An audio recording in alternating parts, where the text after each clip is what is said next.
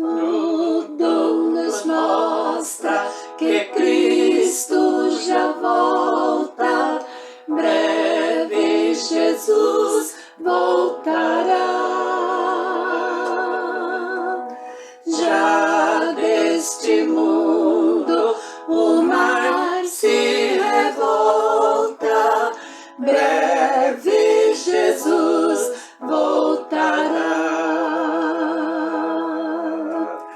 Breve virá, breve virá, breve Jesus voltará. A paz do Senhor para todos os irmãos e amigos. Hoje estarei fazendo um vídeo aqui, um pequeno estudo bíblico referente à escatologia. Qual o significado da palavra escatologia? Escatologia significa doutrina das últimas coisas. Então, dentre essa doutrina das últimas coisas, seria coisas que vão acontecer futuramente. Dentro dela está o arrebatamento da igreja, podemos dizer assim, em sequência, logo o arrebatamento da igreja, o tribunal de Cristo, bodas do Cordeiro, enquanto aqui na terra está a tribulação e a grande tribulação, que é a 70ª semana de Daniel, capítulo 9, versículo 27, a igreja estará gozando com Cristo ali no céu. Então, eu vou pegar como texto básico aqui, falando sobre o arrebatamento da igreja. 1 Tessalonicenses, capítulo 4, e versículos 16 e 17. Diz assim: porque o mesmo Senhor descerá do céu com alarido e com voz de arcanjo e com a trombeta de Deus, e os mortos em Cristo ressuscitarão primeiro, e nós seremos transformados seremos transformados e arrebatados para encontrar o Senhor nos ares, e assim estaremos para sempre com o Senhor. A palavra arrebatamento, ela vem do latim rapto, equivale a harpazo no grego, significa arrebatado rapidamente e com força, arrancar, levar, raptar. Tudo isso é o significado da palavra arrebatamento. Vamos falar um pouco sobre o tipo de arrebatamento do Antigo Testamento. O que é um tipo? Em teologia, a gente aprende uma disciplina que é tipo e antítipo, sendo que o tipo seria a sombra, a figura de alguma coisa que vai acontecer futuramente. Dentre muitos tipos que existem no Antigo Testamento, nós podemos dizer assim, por exemplo, pelo menos dois eu vou citar aqui para os irmãos, que está no capítulo 22 de Gênesis, quando Abraão foi oferecer o seu filho Isaque em sacrifício. Ali, quando diz que Abraão ele pegou no cutelo para imolar Isaque, o Senhor bradou 2 vezes: Abraão, Abraão, não faças tal. Agora eu sei que você temes a Deus e não negasse o teu filho, o teu único filho. E nisso Abraão olhou do lado e ali no mato diz que tinha ali um carneiro preso pelas suas pontas. E Abraão pegou esse carneiro e ofereceu em holocausto ali no lugar do seu filho Isaque. Esse carneiro que foi oferecido ali no lugar de Isaque, ele representa Cristo Jesus. Cristo Jesus, conforme o próprio João Batista falou quando Jesus ia passando, ele falou: eis aí o Cordeiro de Deus que tira o pecado do mundo. Um outro tipo também no Antigo Testamento, dentre os muitos, nós vemos ali no livro de Números, depois que Arão morreu, e o povo, eles começaram a falar mal contra o Senhor, e aí o Senhor mandou serpentes abrasadoras ali que atacavam ele. E aí o povo pediu para Moisés para orar, para Deus tirar aquelas serpentes. E Deus falou para Moisés para ele colocar uma serpente de metal ali numa haste, e todo aquele que for picado pela serpente olhava para aquela haste e ficava curado. Essa também é a representação de Cristo Jesus, que foi crucificado, levantado ali na cruz do Calvário para nos salvar. E diz em João 3, versículo 15 e 16, fala, porque assim, 14 e 15 diz que como Moisés levantou a serpente no deserto, assim importa que o Filho do Homem seja levantado, para que todo aquele que nele crê não pereça, mas tenha a vida eterna. Então esses são os tipos do Antigo Testamento e vários outros que tem que nós não vamos citar.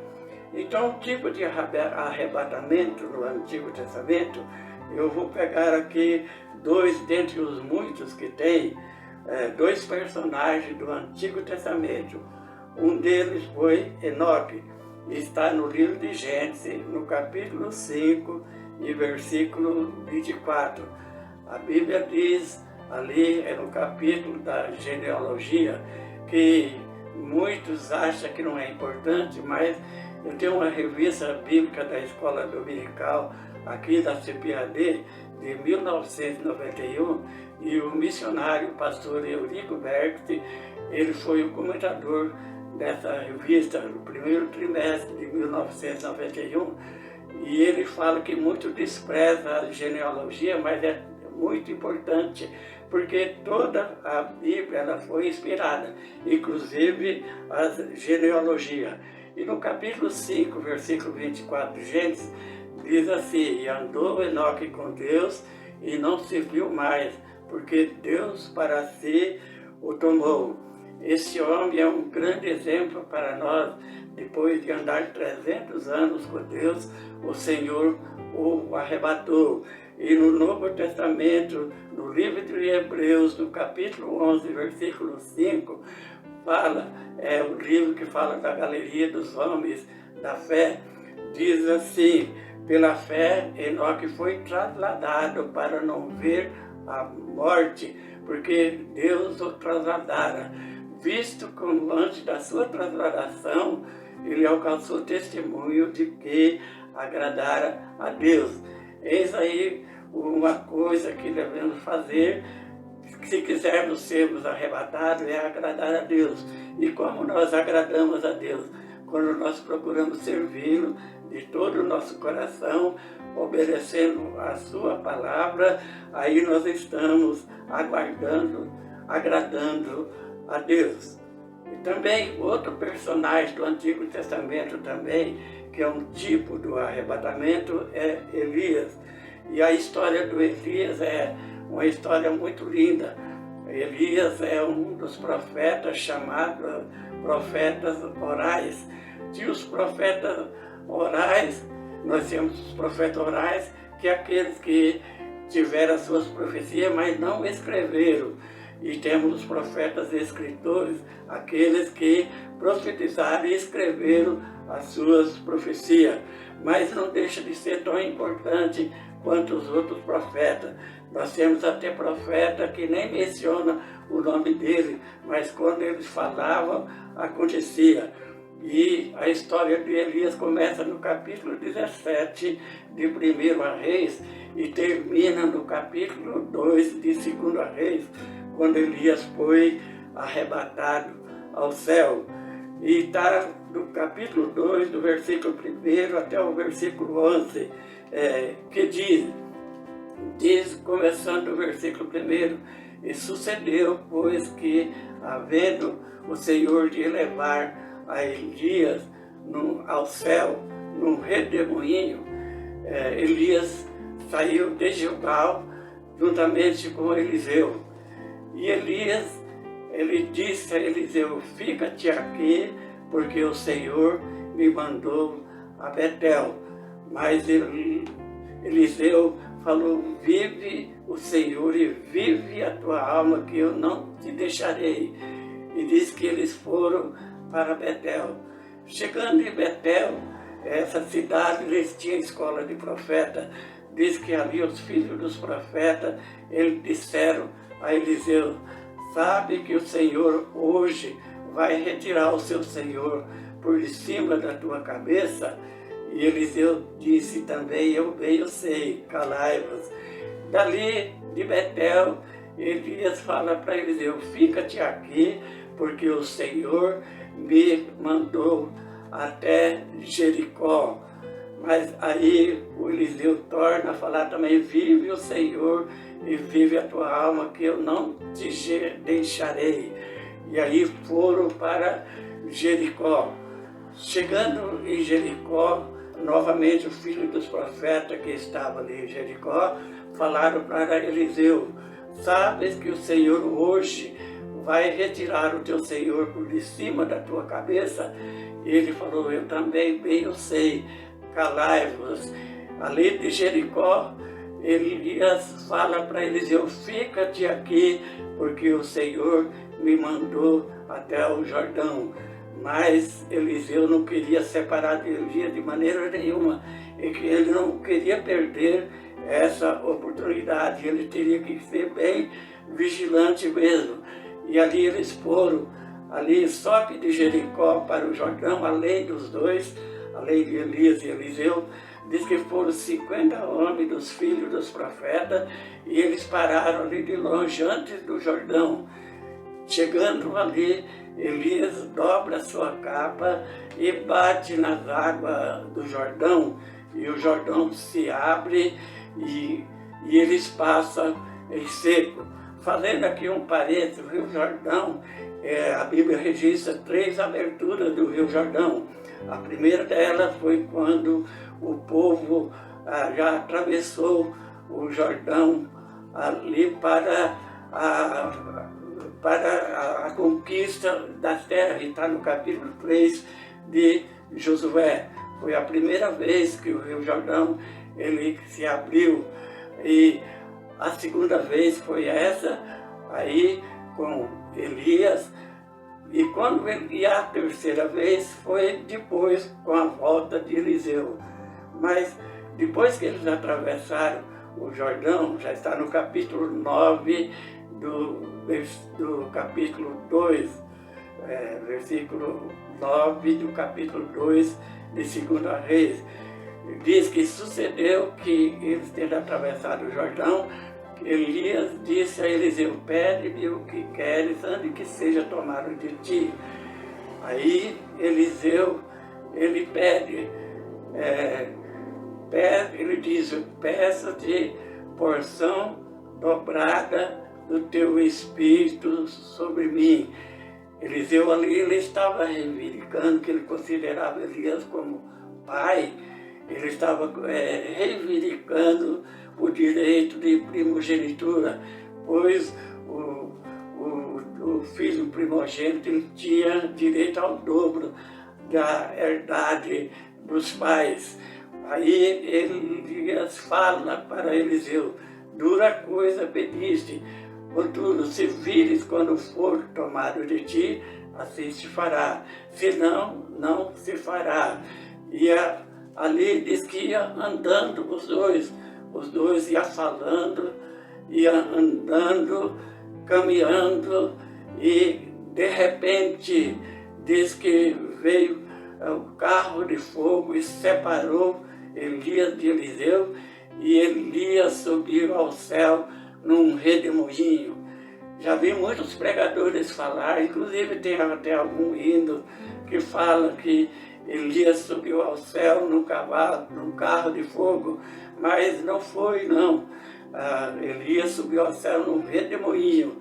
O cavalo de fogo serviu só para separar um dos outros. E onde que está isso? Está no versículo 1 e no versículo 11 que eu acabei aqui de citar.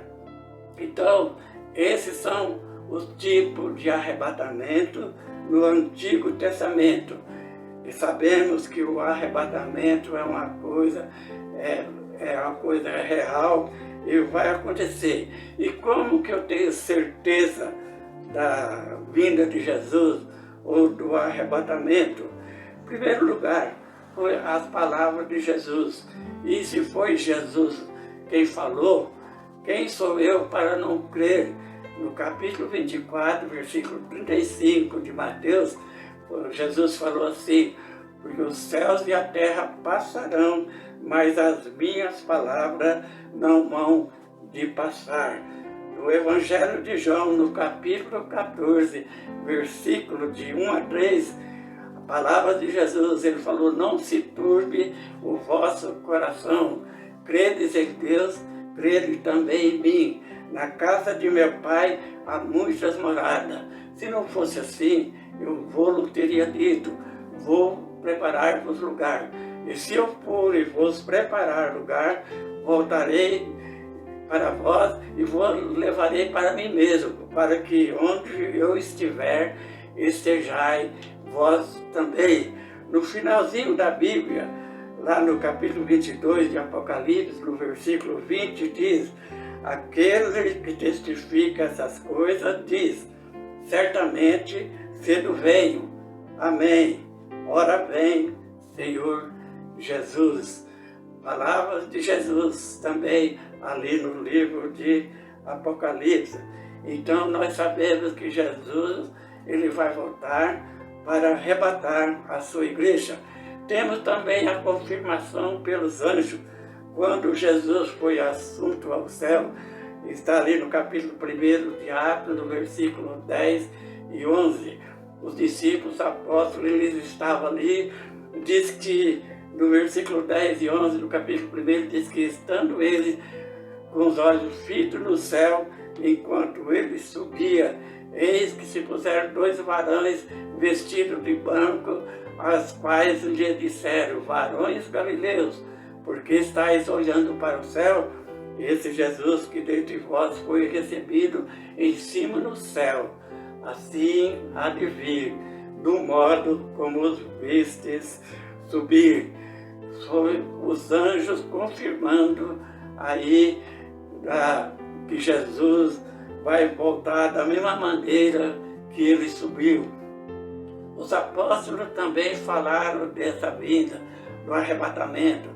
Falar também, não se pode confundir o arrebatamento da igreja com a vinda de Jesus. No arrebatamento da igreja, Jesus vem até nos ares e arrebata a sua igreja. Na vinda de Jesus, que será 7 anos depois, Jesus vem com a igreja e os seus pés vai tocar no Monte das Oliveiras, como diz em Zacarias, no capítulo 14, versículo 4, e o Monte das Oliveiras vai se fender, vai abrir em 2 partes. Mas nós estamos falando do arrebatamento da igreja. Posteriormente, nós podemos falar também sobre esse assunto. O apóstolo que falou mais sobre o arrebatamento foi o apóstolo Paulo. Os outros também falaram. Mas o apóstolo Paulo, ele diz em 2 Timóteo, capítulo 4, versículos 6 a 8, ele já estava para morrer. Ele falou: porque eu já estou sendo oferecido por aspersão de sacrifício e a minha partida está próxima. Combati o bom combate, acabei a carreira e guardei a fé. Desde agora a coroa da justiça está preparada para mim, e não somente a mim, mas a todos quanto amarem a sua vinda. Essa é a palavra do apóstolo Paulo, já nos últimos dias da sua vida. No livro de Hebreus, capítulo 9, versículo 27 e 28, diz assim: porque aos homens está ordenado morrer uma vez, e vindo depois disso o juízo. Assim também Cristo, oferecendo-se uma vez por nós, sem pecado, voltará outra vez aos que o aguardam para a salvação. Também um versículo que fala também da vinda de Jesus para nos levar. Na ceia do Senhor também, que é muito importante, quando nós participamos da ceia do Senhor, nós estamos relembrando a volta do Senhor. Foi o próprio Senhor que falou. E o apóstolo São Paulo, ele diz assim, em 1 Coríntios 11, 26, porque todas as vezes que comerdes esse pão e beberdes esse cálice, anunciai a morte do Senhor até que ele venha. Vamos falar agora sobre o mistério do arrebatamento. O arrebatamento da igreja é um mistério e que não foi conhecido. No Antigo Testamento, às vezes aparece assim, conforme eu falei, algum tipo, mas exclusivamente falando mesmo do arrebatamento, isso coube principalmente ao apóstolo Paulo, para falar sobre o arrebatamento da igreja. Mas o mistério do arrebatamento da igreja está nos dois trechos principais.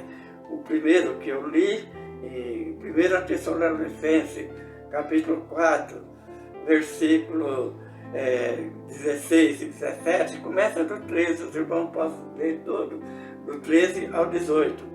Mas diz lá, porque o dedo do Senhor descerá do céu, com alarido e com voz de arcanjo e com a trombeta de Deus, e os mortos ressuscitarão primeiro. E nós, os que estivermos vivos, seremos arrebatados a encontrar o Senhor nos ares, e assim estaremos para sempre com o Senhor. Em 1 Coríntios, capítulo 15, versículos 51 ao 54, o apóstolo Paulo diz assim: eis que vos digo um mistério, nem todos dormiremos, mas transformados seremos todos num abrir e fechar de olhos, porque a trombeta soará e os mortos em Cristo ressuscitarão incorruptíveis, e nós seremos transformados. Porque convém que esse corpo que é corruptível se revista da incorruptibilidade, e esse que é mortal se revista da imortalidade. E quando esse corpo que for corruptível se revestir da incorruptibilidade, e esse que é mortal se revestir da imortalidade, então cumprir-se-á a palavra que foi dita: tragada foi a morte na vitória. Glória a Deus, aleluia. A morte, ela tem desafiado muitas pessoas, gerações, milênios. Desde que o primeiro homem pecou, a morte, ela tem desafiado toda a humanidade. Mas nesse dia lá, a morte vai ser vencida, porque os mortos em Cristo vão ressuscitar primeiro, e nós vamos ser transformados. Quem estiver vivo aqui, transformado para encontrar o Senhor nos ares, e assim estaremos para sempre com o Senhor. Mas muitos perguntam, quando será? Muitas pessoas já têm marcado data para o arrebatamento da igreja, e tem errado. Desde 1844 nós vemos pessoas marcando data, mas não acerta, porque Jesus falou daquele dia e hora, ninguém sabe, em Mateus 24, 36. Em Atos capítulo 1, versículo 6 a 7 também, diz que os que estavam reunidos ali perguntaram a Jesus, antes de ele ser assunto ao céu, perguntaram: é nesse tempo que o Senhor vai restaurar o reino a Israel? Jesus falou: a vós não compete saber a época e estações que o Pai estabeleceu pelo seu próprio poder. Então ninguém sabe, e os que estiverem marcando data aí, todos vão errar, porque ninguém sabe nem o dia nem a hora do arrebatamento da igreja. Como será esse arrebatamento? Ele será tão muito rápido. Já vi até alguma pessoa falando, a filha que a mãe era crente, a filha não era, falou: quando vier o arrebatamento, eu pego aí pela sua saia e eu subo, mas não vai dar tempo de nada. A Bíblia diz assim, Mateus capítulo 24 e versículo 27, diz assim: assim como o relâmpago sai do Oriente e se mostra ao Ocidente, assim será a vinda do Filho do Homem. Sabemos que o relâmpago é muito rápido, é a velocidade da luz. A velocidade da luz é 300 mil quilômetros por segundo. A órbita da Terra tem 40 mil quilômetros e a luz ela dá 7 voltas e meia na órbita da Terra no minuto. É uma coisa muito rápida. 1 Coríntios 15, 52 fala que vai ser num abrir e fechar de olhos. Muitos já calcularam também um abrir e fechar de olhos. Eu vi uma vez alguém falando que seria 7 milésimos de um segundo. É só você pegar um segundo e divide ele em 1000 e multiplica por 7. É uma fração muito bem pequena. Assim será o arrebatamento da igreja. Ele também será como um ladrão da noite. Diz em 1 Tessalonicenses capítulo 5 e versículo 2. A vinda do Senhor, o arrebatamento da igreja, ele vai ser como o ladrão. O ladrão ele não avisa quando vem roubar. Assim será também. E vai pegar muita gente de surpresa. Quem vai subir no arrebatamento da igreja? A Bíblia, ela registra. Jesus falou no capítulo 24 de Mateus, versículo 45 e 46. Diz assim: quem é, pois, o servo fiel e prudente que o Senhor constituiu sobre a sua casa para dar o sustento a seu tempo? Bem-aventurado aquele servo que o Senhor, quando vier, achar servindo assim. Servindo assim como? Na obediência à palavra de Deus. É só ler os versículos que antecedem ali, que os irmãos vão ver o que Jesus disse. Em Lucas capítulo 12, versículos 35 e 36, também diz assim: estejam cingidos os vossos lombos e acesas as vossas candeias, e sede-vos semelhante aos homens que espera o seu Senhor quando houver de voltar das bodas, para que quando vierem bater, logo possam abrir-lhe. Então, essa é a exortação para nós ficarmos em vigilância para a vinda de Jesus, ou para o arrebatamento da igreja. Quem vai subir? São esses, todos os salvos, nascidos de novo, e que têm os seus nomes escritos no livro da vida. Diz em Apocalipse 22, 14, bem-aventurados que lavam as suas vestiduras no sangue do Cordeiro, para que tenham direito à árvore da vida e possam entrar na cidade pelas portas. Que Deus abençoe a todos os irmãos. Esse foi o primeiro estudo, um estudo pequeno sobre o arrebatamento da igreja. Depois, à medida que for passando o tempo, pretendo colocar mais alguns estudos breves também, falando sobre o tribunal de Cristo, falando também das bodas do Cordeiro, se for possível, falando também sobre a grande tribulação, que nós esperamos não estarmos aqui, porque vai ser um dia tão difícil, que Jesus falou que não houve um dia igual, um tempo igual como esse, desde que houve mundo. Que Deus abençoe a todos os irmãos, a paz do Senhor para todos os irmãos e Maranata.